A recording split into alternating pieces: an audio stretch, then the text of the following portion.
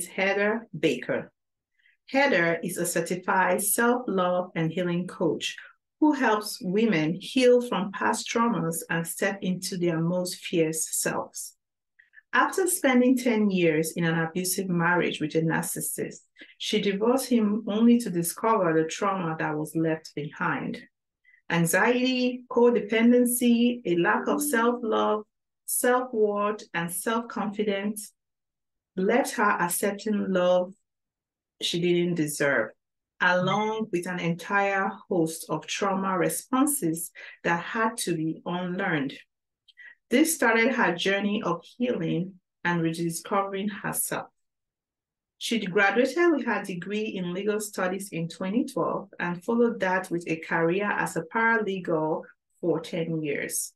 In 2022, she left it all behind to pursue her coaching business and podcast. She is currently writing her first book, Tattoos on the Heart, all about her journey through love and the seasons she learned that changed her life. She resides in Dover, Delaware, with her 15-year-old daughter, her boyfriend, and their 4 babies. Let's meet Heather. Welcome, everybody. Welcome to the Gaby U Show. Today, I have my guest, Heather Baker. Heather Baker, welcome to the Gaby U Show. Thank you so much. I'm so excited to be here and chat with you today. Yes, I'm excited too. So I want to start right away. And this is the Gaby U icebreaker questions, Okay. So the first thing I want to ask you is, what is your favorite food? My favorite food. So I would have to say, just like an individual food is probably pickles. Like I've always been like a pickle fanatic. My mom used to pack one in my lunch every day when I was a kid, and it was like my thing. But I guess my favorite meal would probably be chicken and dumplings, because that's chicken dumplings. It's like that good. Yeah, while I've eaten that. No, I forgot about that thing. Yeah, my mom makes it for my birthday every year, even to this day. I'm 35 years old and she still makes it for me for my birthday. Yeah. Oh, chicken dumplings. Now I'm hungry for that one. I've eaten that, Oh, that's awesome. Yeah, I'm sure mommy makes it better than the ones in the restaurant. Oh, yeah. Yeah. Cracker Barrel's a close second, but okay. Oh, okay. Yeah. So you kind of explored and tried to compare. Oh, yeah, for sure. For sure. Mama's own is still the best. All right. Absolutely. That's awesome. So what would you say is your favorite quote? My favorite quote is one that I share all the time with my clients and on my own social media pages. And that is, nothing changes if nothing changes. Because I think a lot of people are really just like, oh, things will just work out. Like, no, you have to make a change. Yeah. You can't just sit back and do the same things every day and expect that something's going to change along the way. It doesn't work that way. So nothing's going to change if nothing changes. Oh my goodness. That's just always really stuck with me. Yes, because you're not a tree. You can Right. I think that's a lot of us just feel like we don't have that opportunity, but we do. You can create change in your life. And I think too is sometimes people feel that way is another thing of hopelessness. They just feel like they've tried so many things, and maybe they used to be the person that keep going and try to change stuff, and they get exhausted. Like, I have done so many, I'm just going to let it go. I know I'm saying this because I have experienced that. I have gotten my moments where I'm just like, I just don't want to do anything. But of course, it doesn't last much. I'm like, no, I'm going to do something. Right. But it's just, I think everybody has their own levels. Some people, they drag it for years and then they finally like, you know what, I have to change something. And some people, just maybe a day or two or a month, and they're like, you know what, I'm going to change something. So burnout is real. Oh yeah, it's real. Absolutely. It's not in the textbook. It's when it happens to you, it's like, yeah. Yeah. Okay. So I want us to go now. I want you to share with me what you think has shaped you to be this woman you are today, from your victories, your struggles, as it for career, marriage, anything, let's just dive in right in there. Okay, yeah. So I have a lot of moments in my life that have definitely gotten me to where I am today. Like I mentioned, I'm 35, but I feel like I have already lived like multiple lifetimes from all the things that I've been through. I think, kind of going back the furthest, the biggest thing would be having my daughter at 19. That was a huge wake up call to me. That really changed my life. And, I was in college at the time, and I was living with my parents, and it was just a big shock to everybody, obviously. My parents were very much like, oh my gosh, what are you doing? You're a teen mom, like your life is over, what are all the negative things. I had a lot of very unsupportive family members as well. And it was just a really, really hard time. And I kind of got into this mindset of, I was feeding into everything they said. I was so young, when you're that age, your mind is just, it molds to what the people are saying around you, especially if it's your parents, your family. And I got into this point where I believe them, that this was my life. I made a wrong decision. I'm never going to be able to, come back from that. And the other big part of that ended up being a huge part of my life later on, was this fear of being alone, that there wasn't going to be a man that would ever want to be with me because I was a teenage mom. My daughter's father's never been involved. So that was a huge fear of mine. Like, who's going to want to be with me? Who's going to want to take care of somebody else's kid? I'm going to be alone forever. So when my daughter was 4 months old, I met my now ex-husband. And it wasn't until we were engaged that I realized that he was a narcissist. And, the abuse started mentally, physically, emotionally, financially, like every way possible. And I was married. We were together for 10 years, married for 8. So the woman that I became during that time and everything that I learned through that process is really the part of my life that got me to where I am today, and created this strong person that I believe myself to be. I wouldn't be here if it wasn't through all that crap that he ended up putting me through. Wow. So, when you went through that, what are some of the breaking points, I would say, that made you feel like you've got to move on? There were a few times. So we did break up multiple times throughout the relationship. And unfortunately for me, it wasn't until we had already separated that I realized that I had this deep fear of being alone and this fear of abandonment. And I think that fear is what really kept me stuck. Convinced me that, I couldn't have a life without him, that I needed him to support me, that I needed him to be there. Nobody would want to be with me. Made me believe I was a terrible human. And, and it just was a cycle. He'd make me feel like crap. I would leave. And then it started with, the typical narcissist things where he'd love bomb me, and try to give me everything that he wasn't giving me in all those bad times, me out on dates and, get me flowers and be really sweet and loving and affectionate. And then he takes it away once I'm back, and kind of in his trap. And that cycle kind of went on. What are the things that you kind of finally like gave up, like, okay, I really need to leave that relationship? So what actually happened? So the breaking points. Yeah. So it was tough because it was really a cycle. And it's what happens a lot with narcissistic relationships is, they love bomb you and keep you in it, and then they pull it all away, take all their love away, treat you like crap, and then they love bomb you again, and it's just a continuous cycle. And that's what happened with us. There was multiple times where we had broken up throughout the course of the 10 years that we were together.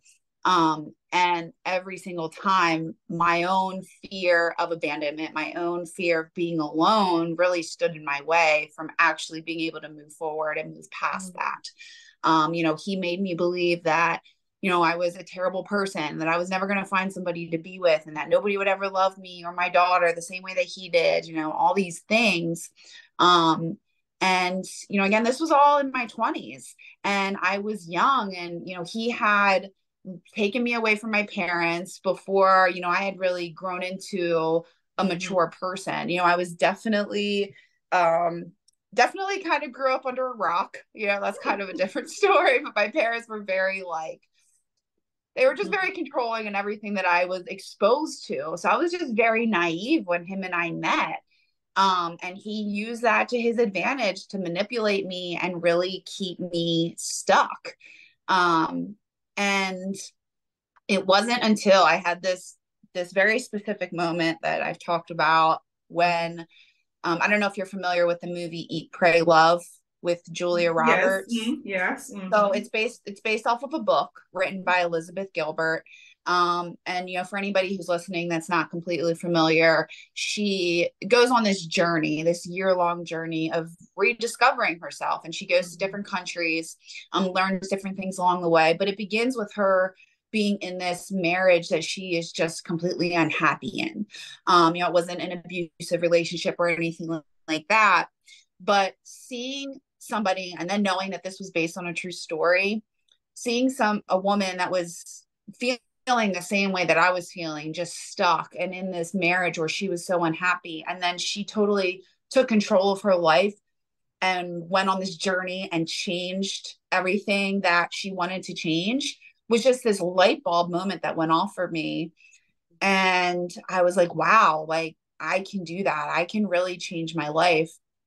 So after watching the movie, I bought the book. I read the book twice.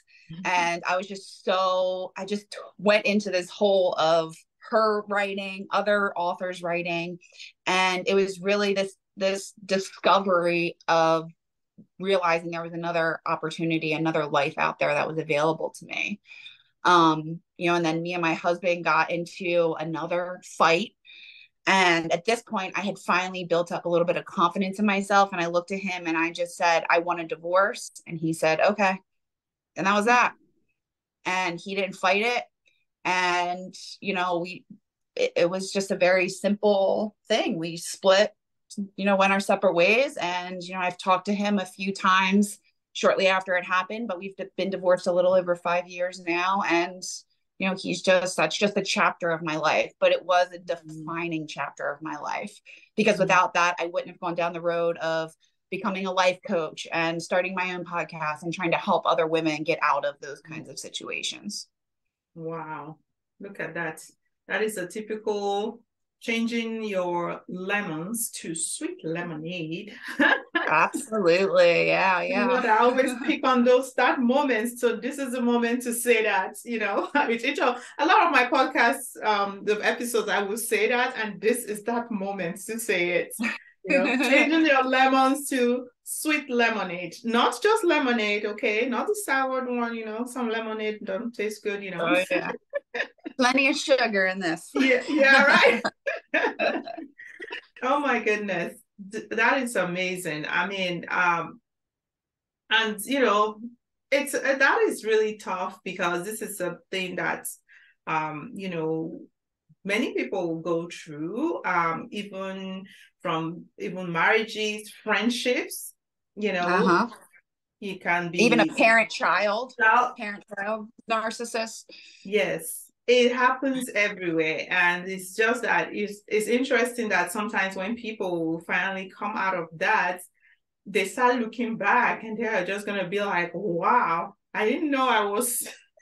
It's like you felt like, I've been in that bondage. How did I was able to stay all those time and just going through this? Because the thing that time moves, time goes very fast, and it's just And I think it's one of those things too that the people like you now that was kind of the victim, you know, you Mm-hmm. probably want to see, you kind of was going through all that process holding on because you are like, maybe we can fix this, right? Yeah, yeah, because you have hope in that person because they like during those times where they're love bombing you, they're showing you the best side of themselves. And that's why you hear a lot of people that have been in those relationships say, when it's bad, but when it's good. They're like, you don't know Mm-hmm. that side of that person. You don't know how good they can actually be, but it's really just manipulation. And you've been gaslit into believing this person that they've Yeah. created that's not even, That a good is real not a person. That's real not who good. they are. Yeah, it's a fake Mhm. good. Right. Yeah. Fake Yeah. goods. Yeah. Yeah, and I guess being they're very good actors or actress. Yeah, Mhm. absolutely. Yeah. Oh my. So, how would you say now? I mean, I don't know. Were you able to remarry again, or how? So so after we divorced, Mm, my love story was not over of all the lessons that I had needed to learn. Um, about I guess it was about 5 months after we had divorced or separated, I should say. It was before the divorce was actually finalized, like the decree was issued. I met my ex, who I ended up dating for a little over 2 years. We ended up getting engaged. Um, but with him, I realized that, he kind of engaged, he was planning on proposing, but when he did propose, it was in a time in our relationship where things were not good. So it was mm, more of a band-aid trying to fix things and him trying to, like, I yeah. don't know, lock me in or something like that. But I still at that point had not really worked through my abandonment Mm, issues, my fear of being alone, and although those same fears that I had, those same insecurities that I had from that 19-year-old girl that met my ex-husband was still carrying with me, 10 mm, years later. And just as life is, you're going to repeat the same cycles until you actually heal what needs to be healed. that's The right. universe is going to keep giving you these things Mm, and is going to keep putting these situations in your life where you need to learn the lesson. Um, and I finally got to a place where I was like, I don't see a future with this man. mm, And I don't love him the way that he loves me. And that's not fair. There wasn't necessarily, we did have our ups and downs as there is in any relationship, but we weren't necessarily in a really bad place when we split up. mm, I just knew that I wasn't being true to myself. yes. And that wanting to be with him just wasn't coming from an authentic place. So Mm, once I left him, it was about a year and a half of being alone, being single for the first time in my life, really, because, even as a teenager, I was always dating and wanting to be with people. And yeah. um, I was finally alone. I finally learned how to be alone. I finally, and all along the way, I was working on myself while I was with my ex fiance. I was working on my self love, working on my confidence, all those things. But I was still blind to the fact that I had this abandonment issues, these fear, this codependency as well, that I really needed to deal with. And Mm, none of those things happened until after I left him. So then I was on a whole new journey, a whole new level of healing. And I went through all of that. And yeah, I've now found myself in the healthiest relationship I've ever been in. mm, With a guy who really sees my past and understands it and makes me feel loved and worthy despite all that, yeah, and it's a really good feeling. And I know I wouldn't have gotten there if I wouldn't have been through true. all of that, all those lessons. Yeah. Have to work on all those glasses to get into the smoother side. Yep, yep, Mm, absolutely. wow. So, what would you say you are most proud as a woman today? I would say what makes me most proud is being able to pass all of this knowledge that I've learned over the past 5.5 years of my life to my daughter. because I know that when I got into the relationship with my ex-husband, like I mentioned, I was so naive. I didn't know what self-love meant. I didn't know what a healthy relationship was. I didn't even know the term narcissism at that point in my life. I was just not aware enough, and through everything that I've learned on my own journey, I want to instill these values in my daughter of knowing to love herself and how to do that, how to practice self-love, what confidence means, teaching her and instilling in her not to allow a man to treat her the way that my ex-husband did. And while I had amazing, very loving parents, they didn't experience any of that. So they couldn't have possibly prepared me in that way. So having this business, having my podcast, being able to speak about this and knowing that my daughter listens and that she's learning and that she's, making positive decisions for herself that reflect these different values that I'm trying to instill in her, that makes me so freaking proud. It makes me realize how far I've come. It makes me realize just the impact as a parent that you can have on your child. And that's just a wonderful feeling. And that's really what keeps me going every day. Absolutely. Yes. That is so great. And you mentioned something, and this is something I heard somewhere too, about some things we have expected that we're supposed to our parents supposed to have impacted on us, but we didn't get it. But another thing is to look at it in another way, that your parents too, they probably did not get that from their own parents. So, like, what were they going to give you? That is why it's so essential that, we have, this is in healthy mom, healthy children. I mean, at least most of the times, sometimes it doesn't happen that way for whatever reason.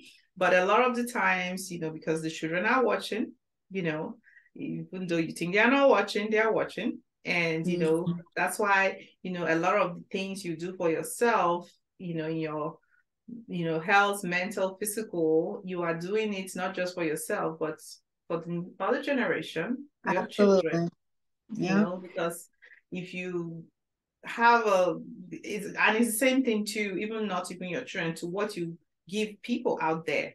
If you have junk and all this stuff in you, unforgiving heart, all these things you haven't healed from, it's gonna come out. There is that's what you're gonna give out. You can pretend, but it's not gonna be too long. The real thing inside you is gonna come out. Yeah, 100%. So that is I just kind of, when you said something there, I just like, yep. What do you got? You're gonna give out what you got inside. Right. Yes. Yeah. So what are some of the encouraging words you want to give to our listeners today as we are trying to round up this episode today? I would say really trust yourself.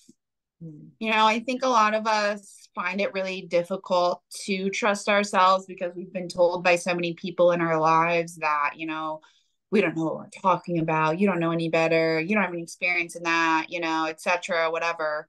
But trust yourself, trust your intuition, trust the journey that you've been put on, because you've been put on that journey for a reason.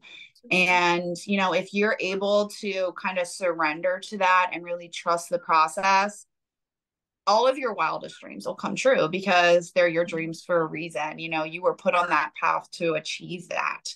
And if you surrender, trust it, then you'll get there. You will absolutely get there. Even if it's super rocky road, it will eventually lead to that sweet, sweet lemonade.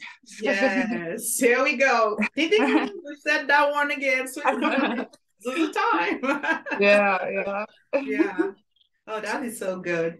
It just, there is a reason for everything, and at that time it might not make no sense. It might be too painful to you. Like, why am I going through this stuff? And then eventually, we start seeing that, okay, this is why it was good. I mean, you start appreciating, even though it was bad, like it was good that thing happened because, I'm putting all the dots together. So that is, trust the process. There's something to be learned in each process we are going through. 100%. Always a lesson. Always a lesson to learn. Always a lesson. Sometimes we just don't want to hear that lesson. Like, no. Right. Like I didn't. Yep. And it just will keep repeating itself and showing up in your life in different ways until you're finally like, okay, I get it. Yes. If you don't, that is the key thing there. If you don't pick a lesson, learn lesson, you might end up getting into the same trap again. Yep. 100%. Yep. And then we say, why does this always happen to us? Because we didn't learn the lesson the first time. Yes.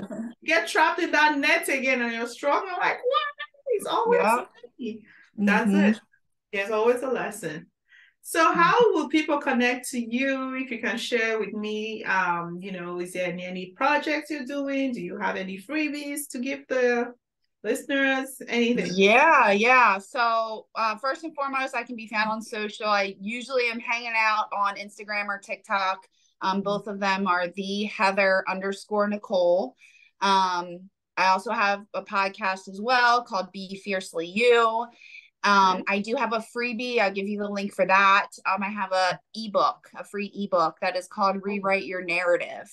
And it is all about kind of discovering what stories, what limiting beliefs that we've created in our lives from our past and how we're defining ourselves by them today and how we can rewrite that and create a new future, by creating change in our life and really moving forward.